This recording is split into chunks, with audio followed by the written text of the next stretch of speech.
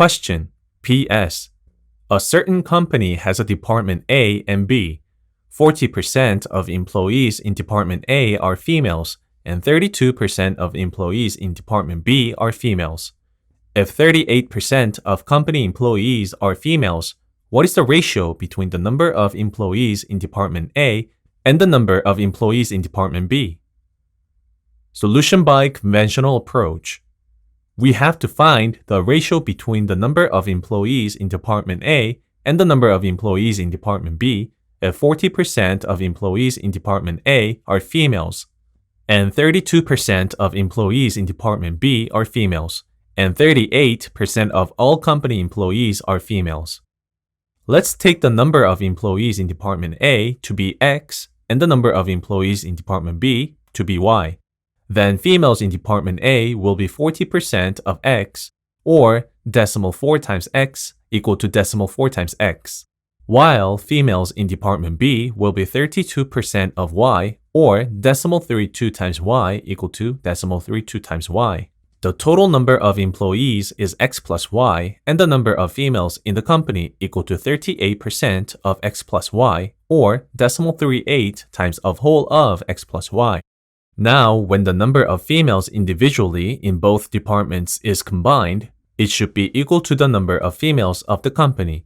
Then we get decimal 4 times X plus decimal 32 times Y equal to decimal 38 times of whole of X plus Y. There is a likelihood of making a decimal error in the formation of this equation. Decimal 4 times X plus decimal 32 times Y equal to decimal 38 times of whole of X plus Y, or decimal 4 times X plus decimal 32 times Y equal to decimal 38 times X plus decimal 38 times Y. Possible decimal error. Decimal error.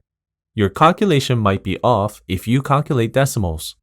Next, we will have to follow a few steps to get to the answer, and some students are likely to make a step error. Then we get decimal 4 times X plus decimal 32 times Y equal to decimal 38 times X plus decimal 38 times Y, that is, decimal 4 times X minus decimal 38 times X equal to decimal 38 times Y minus decimal 32 times Y. This can be further written as decimal 02 times X equal to decimal 06 times Y. By multiplying both sides by 100, we get X equal to 3 times Y. Again, these steps involving decimal calculations can lead to errors. Decimal 4 times X minus decimal 38 times X equal to decimal 38 times Y minus decimal 32 times Y, and decimal 02 times X equal to decimal 06 times Y, or X equal to 3 times Y. Possible step error. Step error. It is confusing whether X is an employee working in Department A or Department B. We are looking for X to Y, which will be equal to 3 times Y to Y, or 3 to 1. Thus, X to Y equal to 3 to 1, and the correct answer is C. Solving the question like this might lead you to the wrong answer. Let's try this again. Solution by IV approach. Let the number of employees in Department A be 100 times A, and the number of employees in Department B be 100 times B. We take 100 as this is a percentage question, and letters A and B from the initials of Department A and Department B respectively. Then females in Department A will be 40% of 100 times A, or 40 times A, while females in Department B will be 32% of 100 times B, or 32 times B. The total number of employees is 100 times A plus 100 times B, or 100 times of whole of A plus B. The number of females in the company equal to 38% of 100 times of whole of A plus B, or 38 times A plus 38 times B.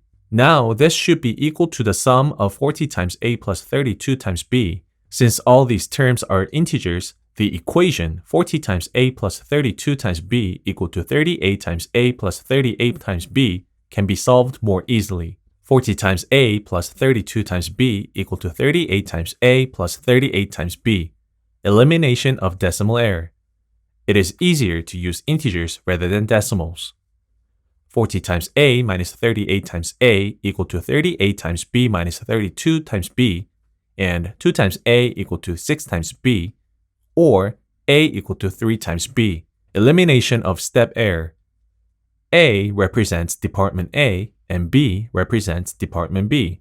We are looking for 100 times A to 100 times B equal to A to B, which equals to 3 times B to B, that equal to 3 to 1. So C is the correct answer. Using the IV approach, we eliminated the likely decimal error and step error that could have occurred using the conventional approach by using letters and converting decimals to integers. Eliminating the decimal and step errors increases your chance of accurately solving the questions and achieving a higher score. Answer C.